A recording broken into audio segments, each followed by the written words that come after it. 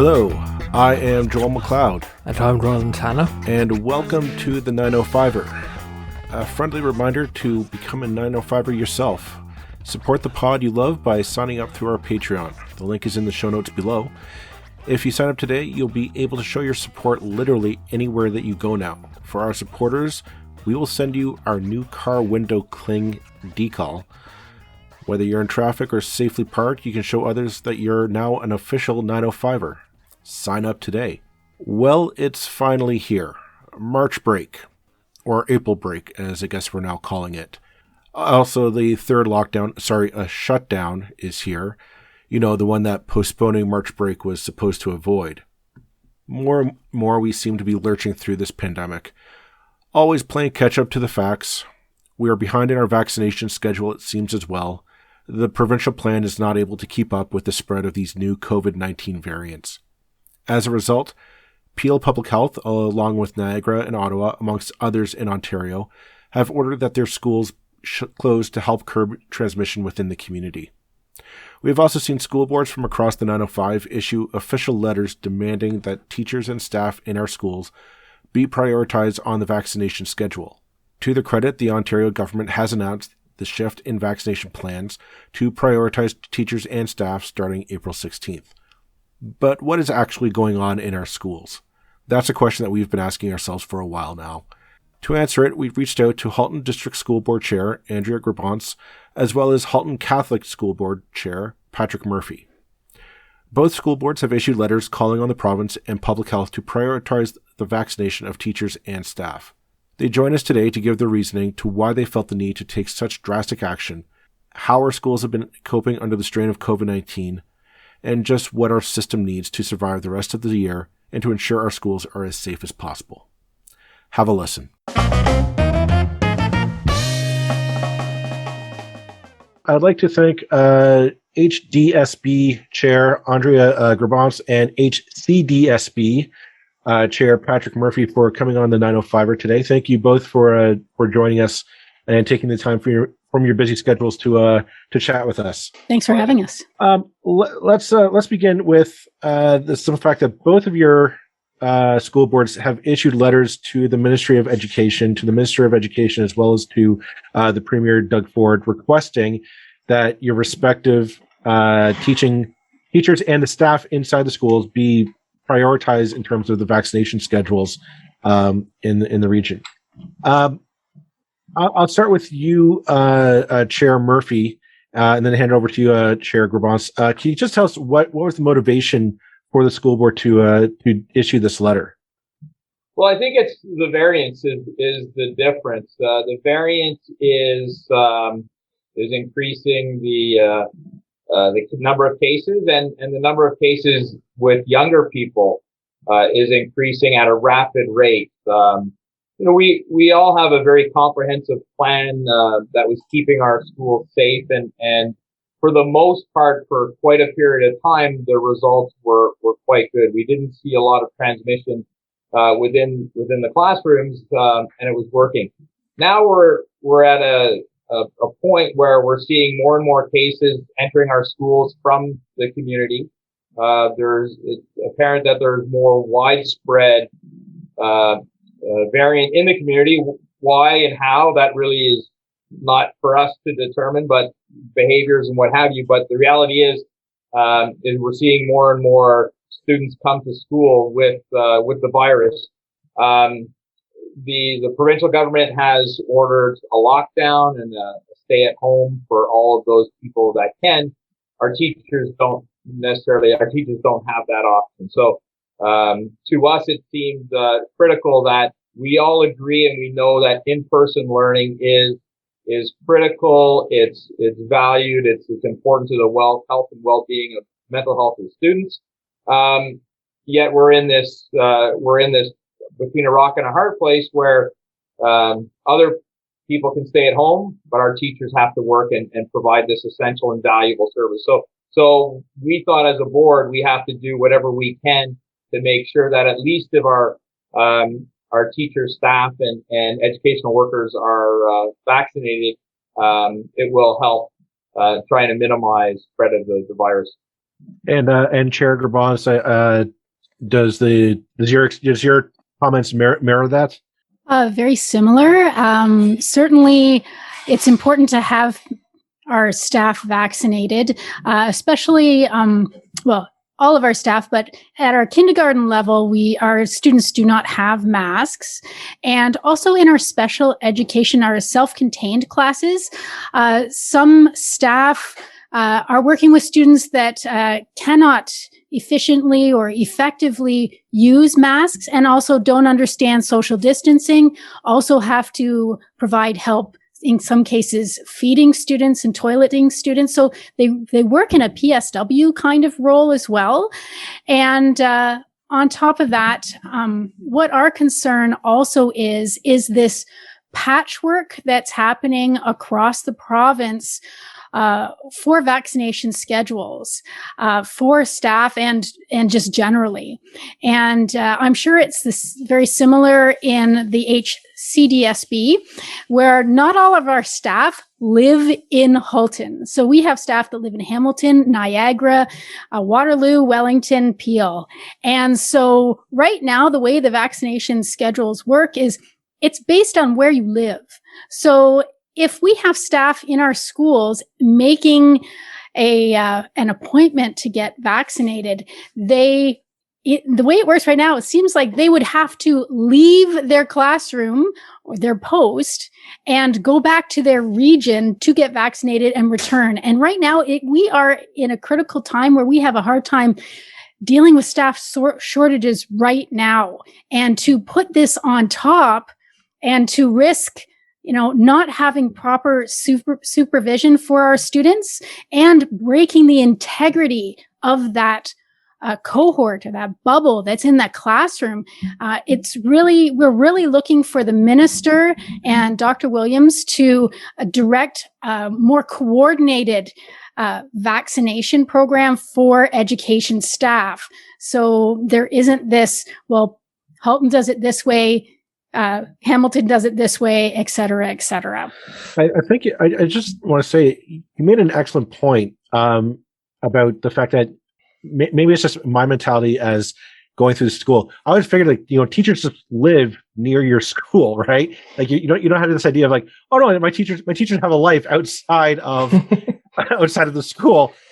And it honestly, what you just said kind of triggered a light bulb to go off my head. Was that, yeah, I mean, the teachers don't necessarily live in Halton. You're right. They may live in Guelph and they travel to the schools in Halton region, or they live in Peel, or they live in Hamilton or beyond. And yeah, you don't think about it, but it is a real barrier to getting an effective strategy out to get. I mean, going back to what Chair Murphy said, like these people are on the front lines, like they are exposed to not secure bubbles. I guess that's how I would phrase on a daily basis. Less than half of our staff live in Halton. We have about 10% of our staff actually live in Toronto, which is really statistic that surprised me. The other element to add on, as Andrea was indicating, so with the creation of virtual schools and virtual learning, there's a shortage of teachers and a shortage of occasional teachers. We may be sharing occasional teachers with multiple boards. So you're layering on all of these complexities where we think it's one teacher in one class for the day and that's it. It's not that's not the case. And not only saying that's the highest percentage, but it is a reality that a certain percentage of teachers have contact with multiple bubbles. Significant enough that they should be prioritized over others.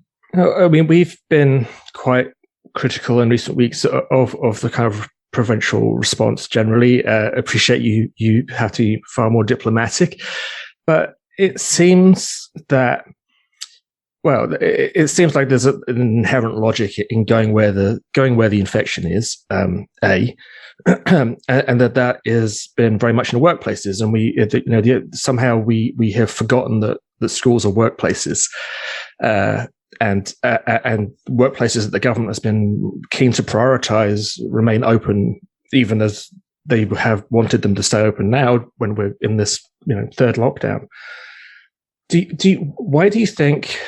I mean, I'm just thinking right now of a press conference that Minister Lecce gave the other day, where he seemed quite critical of the unions and things like this, and it wasn't very empathetic, shall we say, for the position of teachers who many of whom are certainly teachers I've spoken to are frankly scared and feel that they're at the bottom of every list.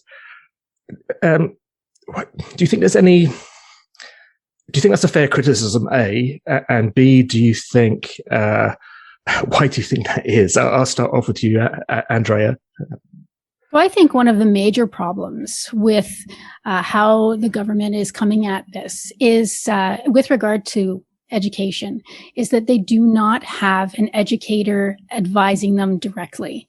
What they need is someone like a director, a retired director, somebody who knows operations in the schools and how these decisions impact the schools. I mean, this goes to even back to December when they were providing notice of closure of schools. We needed more time. We had the operations to be able to get technology into the hands of the students isn't a 24-hour thing. So we need to be able to ramp up that machine to make sure that everybody has what they need before that announcement is even made. So having someone at the table who is an educator, who understands what happens at the schools is missing. It is missing. Sorry, from my perspective, I also see that overall, not just with education, just the distribution of vaccines, it was looked at from the wrong end. It was looked at from the manufacturing and distribution, pushing it through the system instead of looking at it from the practical standpoint, or re-engineer it to vaccinate as many people as you can. How do you do that? By letting individual public health units figure it out. That's where you're getting all of these confusions. So looking at it from the standpoint of, perfect example, if you have 300 teachers working in a high school, you have a 2-day clinic, you vaccinate them all in 2 days, and you can do that in larger workplaces and what have you. I think that's where it should have started. It should have started with the delivery system and then worked its way back through distribution and manufacturing. I think that's why we're having the challenge we have now. Well, I mean, let's go on to that. But the new, I think we're the government's hinting at we're getting into a new way of delivering vaccines to Ontarians. Minister Lecce has come out and said that, and Premier Ford has both come out and said that we're going to start focusing on the hot spots of where the vaccine is. And Minister Lecce this week in a press conference, excuse me, said that teachers would be prioritized coming next week. This is the April break, I guess is what we're calling it now. I think that we both think that's good. I'm wondering, as if you're in a spot, it's good. If you're not, it's good. I think we talked. We need to go where the virus is. But have you been and put it on that plan? Have you been told, okay, get your teachers to pick a high school, get the teachers on Tuesday, show up, and we're just going to start jabbing needles in arms to get your teachers vaccinated? What are you aware of what the plan is to get teachers vaccinated? Andrea, let's go. An announcement coming out later today, but we're not as of this point. I'm not aware. And I'm sure that announcement is also coming out from our board today, and because our boards work together with public health, so there would not be. It would be very odd to not work with the Halton Public Health and the Halton Catholic Board. I would hope so. The problem is that I do not believe we're starting vaccination tomorrow. Mm-hmm. But I see that Brant County is starting vaccination of their special education teachers tomorrow. So there's, again, this patchwork going around. It's frustrating. And when we will hear from staff saying, oh, because so-and-so lives here, right, they will be able to be vaccinated, but I will not. Well, and it makes it very confusing. And it is hard on mental health of our staff. Well, I mean, just so our listeners are aware, we're recording this on Friday at about 1:20 in the afternoon that we're recording this right now. And we're waiting to hear this announcement. I mean, this is Friday afternoon.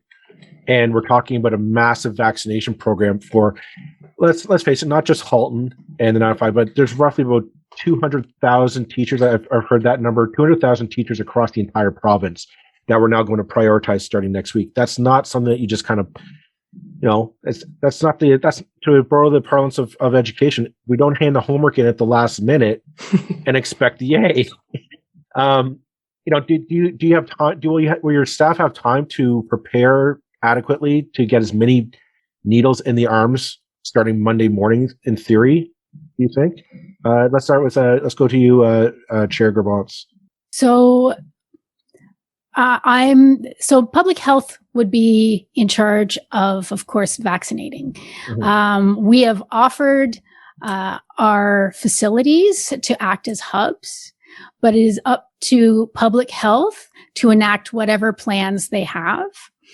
And at this point, I don't know the operational plans of that. If I could sort of jump in on Joel's question to an extent, do you think, reading somewhat between the lines of what you've both said, it feels like the province has delegated an awful lot in a situation where what was needed was a provincial response. That's why we have different levels of government. Sometimes it's the right thing to do to say, this is Halton's decision to make, or this is the Catholic School Board's decision to make, and sometimes the right decision is provincial, and sometimes the right decision is federal. It seems like the province has been very reluctant to kind of lay down the law and say, okay, this is how we're going to do it. This is where we're going to prioritize this. Like you said, Brant County is talking about when they're going to be vaccinating. Brant County is not, as far as I'm aware, an area of particular high concern for I know there are cases everywhere, but it's not Peel.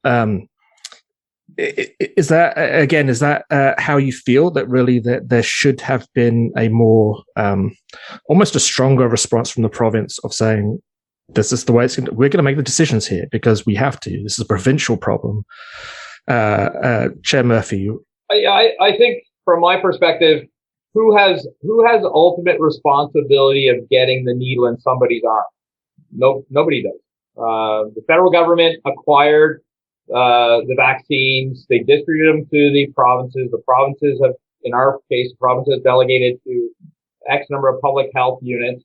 At the end of the day, if one person is responsible and they have to report every day how many vaccines were delivered, I think the approach and the response would have been different.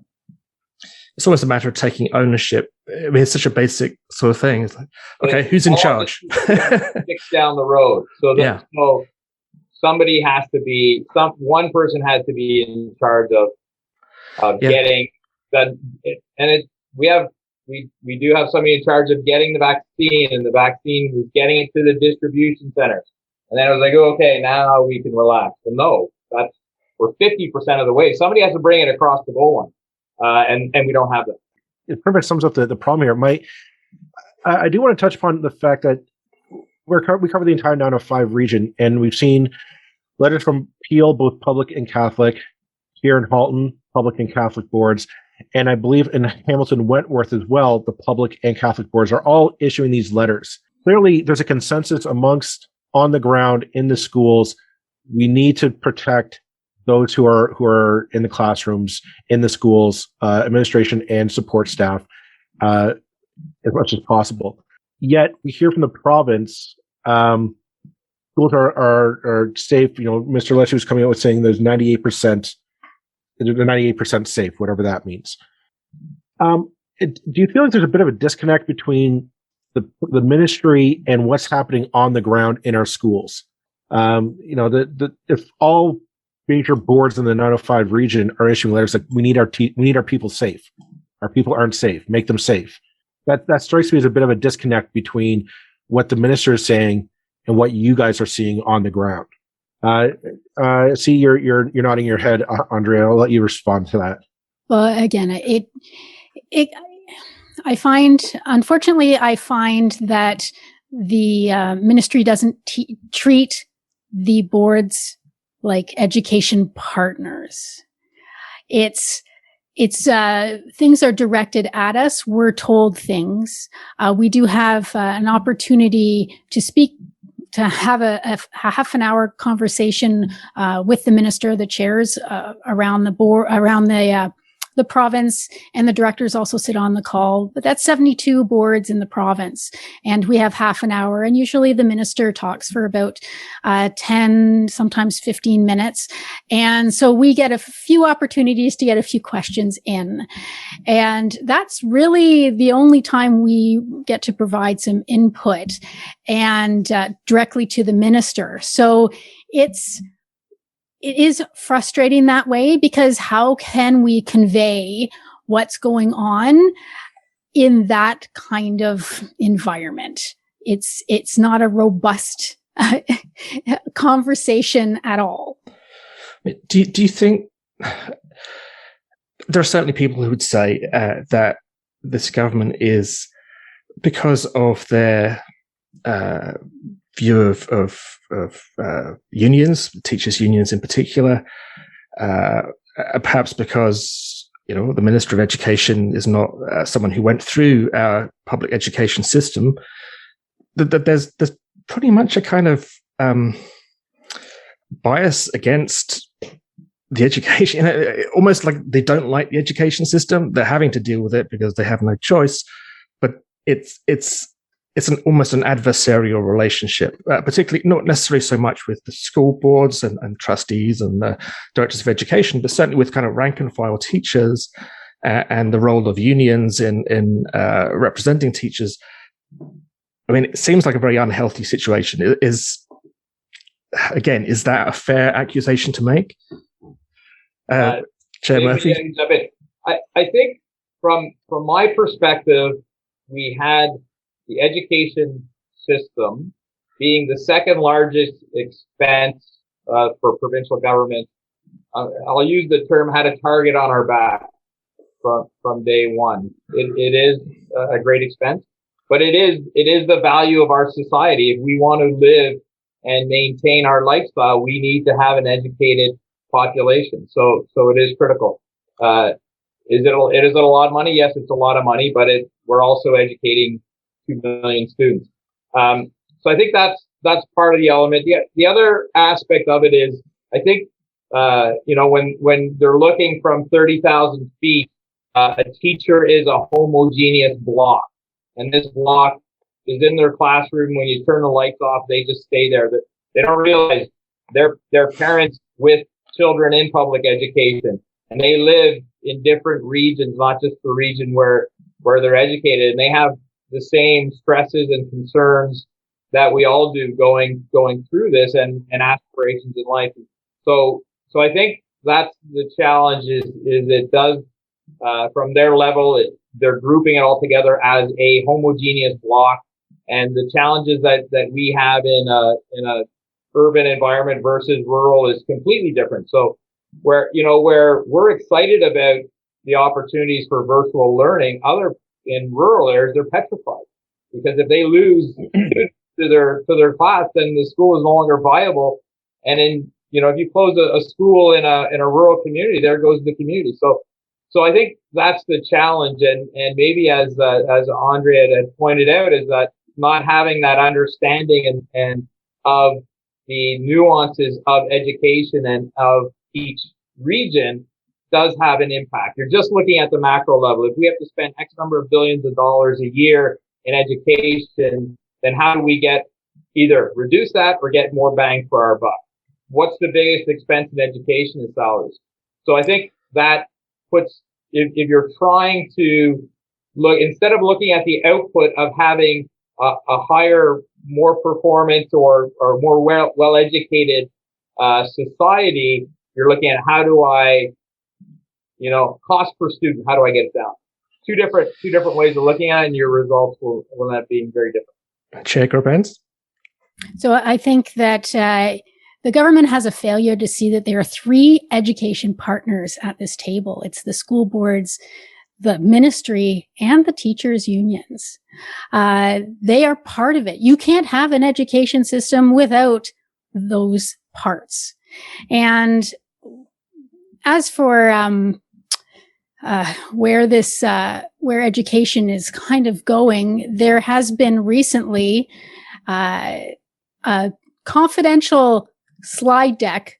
It's a confidential slide deck, but it was leaked through the Globe and Mail. The Stars picked it up, and the slide deck is in total available on a CBC article that talks about where they would like to go with education. And it includes a lot more correspondence type courses at the secondary level, heavily involving TVO as part of this whole thing, selling courses through TVO internationally.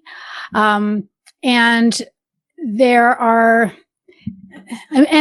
smaller things in there, talking about the doing away with snow days, which to me is a big tell. It's a small thing, but a big tell that they don't understand how the system works and how even that small thing produces inequities in the system. Because it makes an assumption that every day all students have devices that they can use at home. All students have internet connections that they can use at home, and that all lesson plans easily move over into a virtual environment at any time. And that to me is wild. But going back to this slide deck of remote learning, it really looks like it could open up our education system to more commodification and, looking down the line, privatization.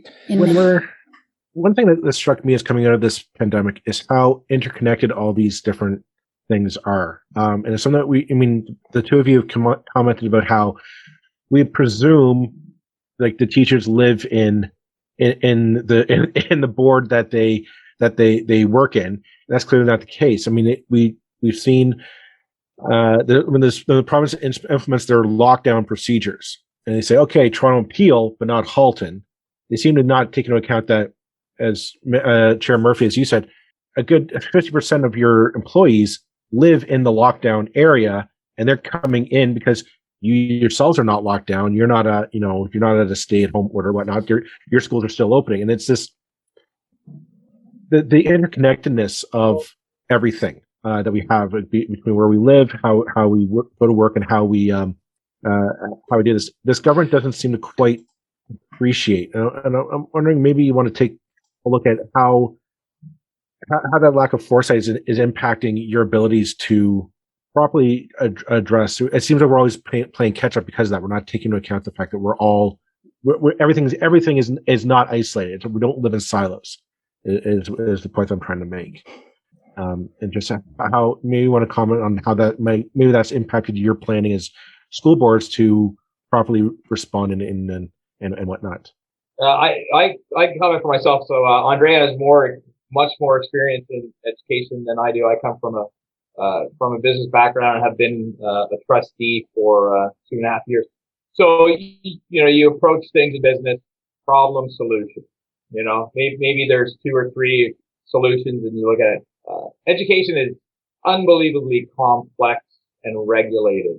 The system developed over time, and layers were added, never necessarily stripped away. So where you think you can move from problem to solution, you're really going through 5 or 6 filters, waiting for a response, campaigning for, and saying, well, if you have a need, fill the need. It doesn't work that way. And and even with budgets and funding and saying, okay, well, how much money do we have in the bank? Just pay for it. Well, no, you can't, because this is allocated for something different.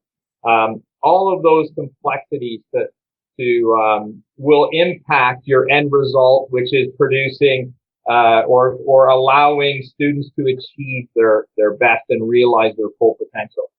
So if we start with the end goal, which is allowing students to realize their full potential, and work backwards, then that would, in my mind, would be a very different system and different regulated than we are now. And I think that's where managing a board, a lot of our challenges come in, is just the complexity that has now evolved into our education system. And it's very interesting point you made there. I mean, coming from a business background, that there's a temptation, and perhaps we saw that. I know we've just learned that the new director of education in York, who was kind of came from a non-education background, has kind of resigned after about a month. And that, again, there's a feeling that the province thinks, well, we treat everything like a business and it will work out fine. And it's like, well, no, you've got this thing that is surrounded by legislation, or surrounded by so many conflicting needs, and which has also evolved over time. It's, as you just described so well, that you just can't. And ultimately, it's not a profit-making thing. This is the point is to educate people to the best ability possible. And I always feel that, in terms of competing on a global stage with other nations like China or other Asian countries, our competitive advantage is education. We're not going to compete on wages because they'll undercut us. So what do we have that they don't? Well, we have an education system that is amongst the best in the world. And yeah, it's important to hear that, I think, for people like yourself who have worked in a business background. That's like, it doesn't necessarily work like that. We might like it to, and there's obviously going to be things we can learn from different, from the private sector and from wherever in the world. We can always learn. But this kind of idea that you dump a market type of paradigm onto education or healthcare or whatever seems like a real. Well, I've seen it over my life in different countries now, and it just doesn't seem to work very well to me.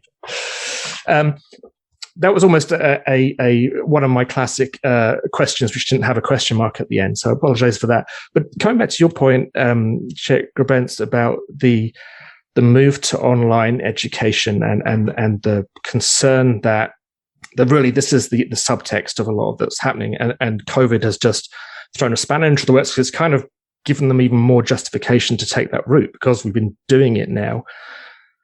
Why do you think it's important that in-person education, what are the advantages of in-person education? And I could give you a few, but your opinion is much more relevant.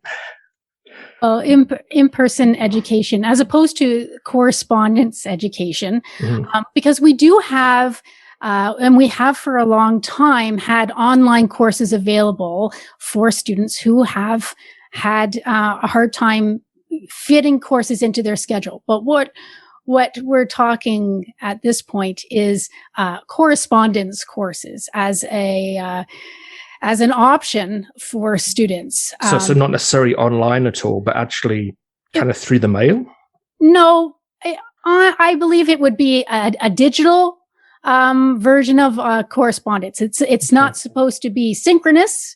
There isn't a teacher really facilitated. Right, I see. Yeah. There are, and if the government went about this with actual data, we are right here in an opportunity. We have been working in a virtual environment, like I believe it's close to one 1/3 of our students are actually in the virtual environment and have been since September. We have data. The whole province has data. We could be surveying. We could be consulting. We could find out what works, what doesn't work. We could have evidence.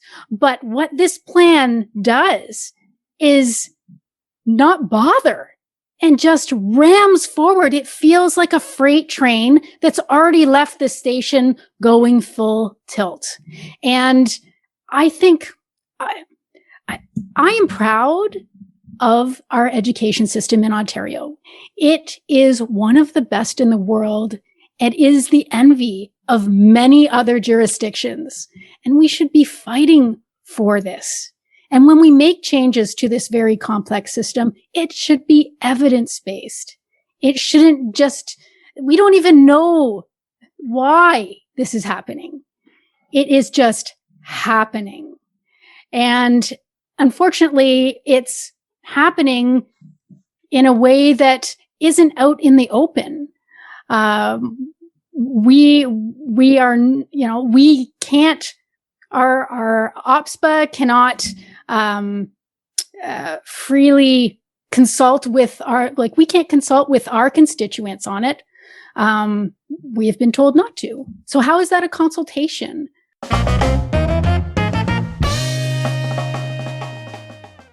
As we're entering into the April break, and we're supposedly going to be getting into the ramping up again of the vaccination cycles, hopefully to get more and more teachers across the province vaccinated. What do you need from the provincial government to help facilitate this, or even from the public health unit? Because I'm sure you want to make sure that teachers and students are safe from COVID as much as the next one. What is that you need to make sure that you're confident to keep schools open and start getting back to normal? Chair Murphy, if I can maybe start off with you. Well, we know that when students follow the protocol in school, there is very little transmission. So when they wear their masks and they wash their hands, and the other challenge, which we didn't touch on in Halton, in most regions there's very little space. It's not like you can add 5 or 6 classrooms to a school and spread students out. So we know that the protocols for the most part work within the schools, but if we're introducing more viruses from the community, it's going to break down at some point. It's only going to last so long. So it's almost like we can see the water starting to come over the dam. So we either need to make sure that the people in the school are vaccinated, or I can't see how we can keep the schools open during this surge of the variant. I don't see any other alternative. Chair Grebenc, do you have to comment? Well, what we need is an actual provincial directive and coordination of the vaccination program. And we need the funding to match it. Because if we're talking the possibility of using mobile units, well, that costs money to do. Do you need to train more people? Probably. I mean, I hate to look to the States, but they have pharmacists, nursing students, medical students, technicians. Anybody who has been trained to use a needle is working on getting those vaccines into the arms. We don't see that at this time. And it costs money to do that. But now's the time to spend it, because it's $23,000 a day for someone to be in the hospital. And people are in the hospital when they go for about 10 to 14 days. So it is very expensive to have people ill. And it's a horrible outcome to have them die. So let's put the money where it's effective. And our staff work with multiple family bubbles. Let's get that contained and move forward. Chair Murphy, I want to come back to just a comment that you made. You're worried about if the current path that we're on, action's not taken, that we might be facing with further school closures just due to spread of variants. I know that here in Halton, Dr. Magani hasn't issued a public Section 22 order, I believe is the proper terminology. Yet we know that in Peel next door, there was down the road in Niagara, orders were made. And I know that you're eagerly waiting to hear from the public health officer. Are I guess how concerned are you that that well, right now the status quo is schools are open, that schools could be closed kind of, we've seen less than 12 hours notice really from the end of a day. Is that something that you're very much concerned about? Very much so. Doing nothing, we know what the path is going to be. So we need a response. Something needs to be done, and something needs to be changed. So no, I'm very very concerned at this point. That hoping, Canadians, we're very polite people. We'll wait our turn. Wrong approach. We should have approached this aggressively. The virus is a war. It is attacking us, and we're content to wait in line and wait. We know it's going to end. It's okay. Wear your mask, wait in line, wash your hands. You'll be okay. That doesn't work anymore. We have to regroup, look at this from an aggressive standpoint. Just from a logistical standpoint, I'll ask this to you, Chair Murphy, one more time, and I'm sure Chair Grebenc, you'll have something to say. How easy is it to close down the school system on a 12-hour notice? And as well as how easy is it to reopen it on, a 24-hour notice or whatever have you? Because that seems to kind of be the cycle that we're working on. We'll hear, nope, open, and oh yeah, tomorrow I want all the schools to be closed. How easy is it on your staff and your logistics in the school board to do that? Well, think about lending out 5,000 pieces of technology. Making sure people can get on. Like, you can do it. You can close the door and turn a light off, but there's going to be a whole bunch of people banging on the door and doing nothing for a few days. And then from the parents' perspective is not everybody has the luxury of calling their boss and saying that, guess what, I'm staying home the next 2 weeks on 24 hours, 12 hours notice. So closing a building and turning the lights off is easy. Doing it effectively, in a reasonable manner and making sure people are up and running with technology in 12 hours is literally impossible. So, if you look at a map, the Halton region is not that small, and we have quite a few schools and disseminating, and I think in our board it was 5,000 pieces of technology, and I'm sure in Andrea's board you're in the 10 to 12,000 pieces of technology. You're not giving out sticks of gum. You're giving out an electronic device that has to have a charger, it has to work, it has to have the right software, has to be able to be linked to Wi-Fi. You have to have accessible Wi-Fi, and you're potentially in a house with 5 or 6 other people who need to draw on that same Wi-Fi. So, making the problem so it's not visible doesn't solve the problem. And there are those huge issues of equity that come from that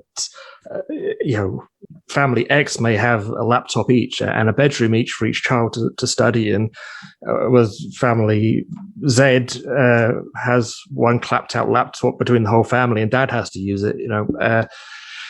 It's very frustrating that these obvious factors seem to be the school boards and so many people are talking about it, and yet the people who actually have the power to kind of recognize this are almost pretending like these are just details that can be ignored. And I mean, just in passing, I just mentioned teachers I've spoken to that there are inevitably the children who take masks off, who don't follow the rules very strictly about not talking to people in other classes, that all these things are I guess to an extent inevitable, but also very difficult. My understanding is, and you can comment on whether this is a fair point or not, that we don't have the kind of world anymore where if a child does something against the rules, they get sent home immediately. They might be told, put your mask on, but they're not going to say, okay, that's the third time you've done that now. This is a matter of life and death. Actually, you need to go home. You shouldn't have been one of the ones who came for in-person learning. Is that something that either of you are aware of, a challenge that you face? Andrea, let's begin with you.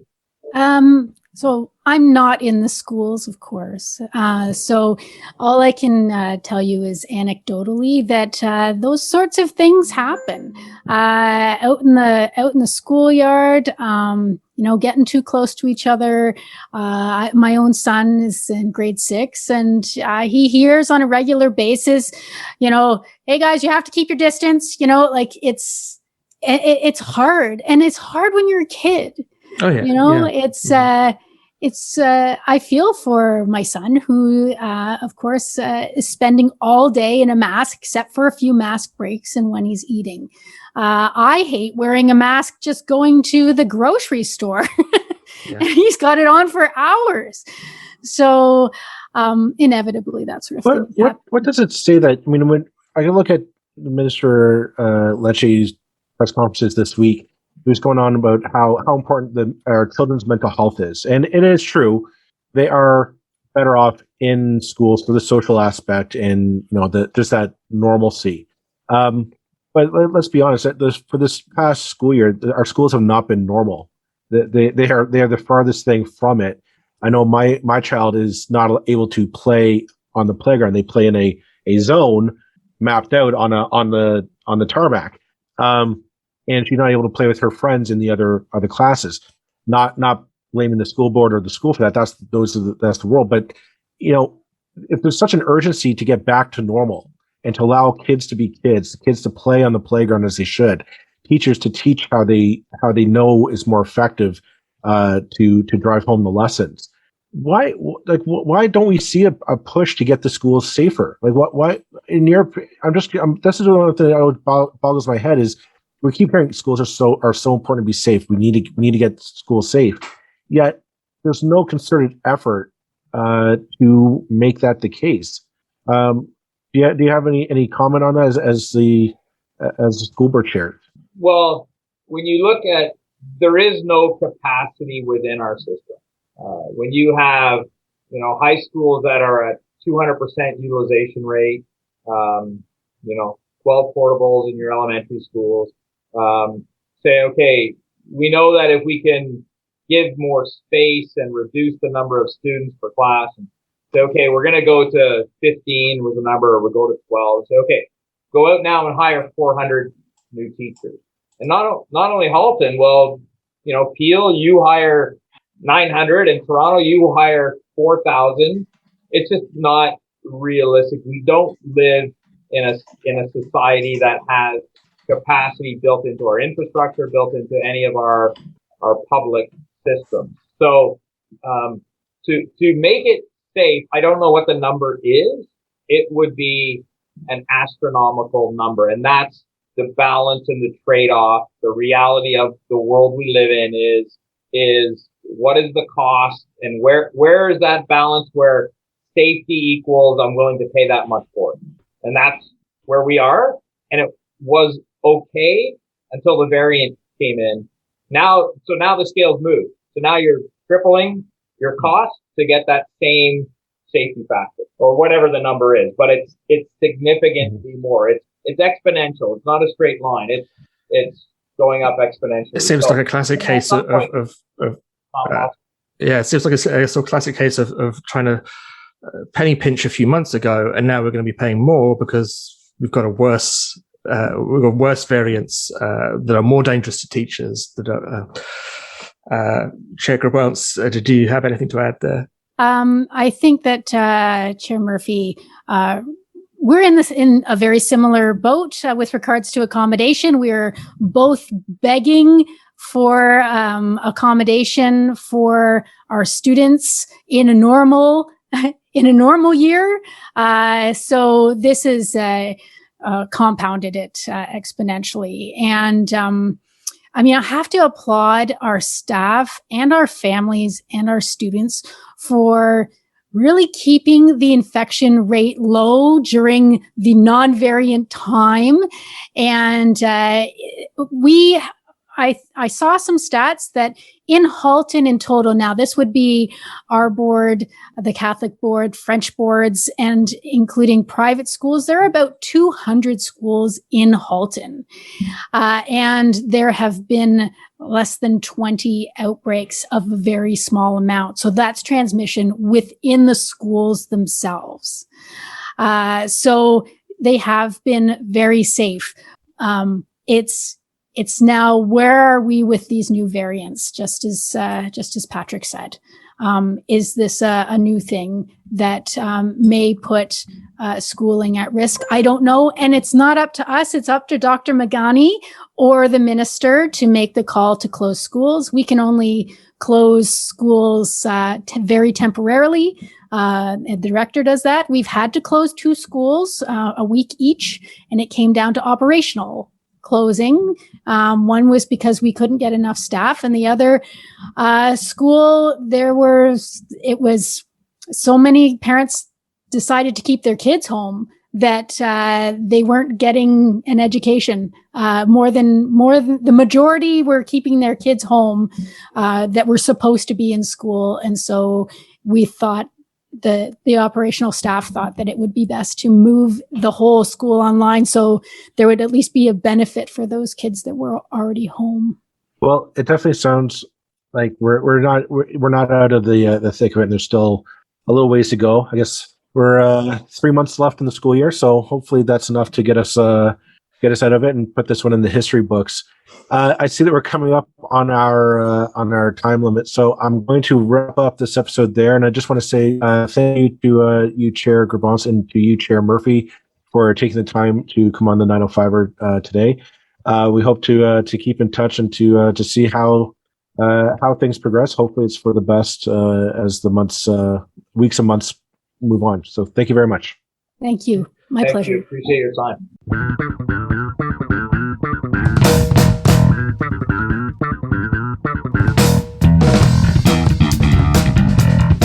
That's it for this episode of the 905er. Thank you for listening. As always, you can send us your feedback, thoughts, and concerns or ideas for future episodes to our email, info@905er.ca. We'd love to hear from you. You can help us keep the 905er going by financially supporting us through Patreon as well as PayPal. Visit us at 905er.ca and click on the support tab. As well, links are in the show notes for your convenience. Lastly, you can find us on social media. Search for _905er on Facebook, Twitter, Instagram, and LinkedIn. So long for now. See you next time.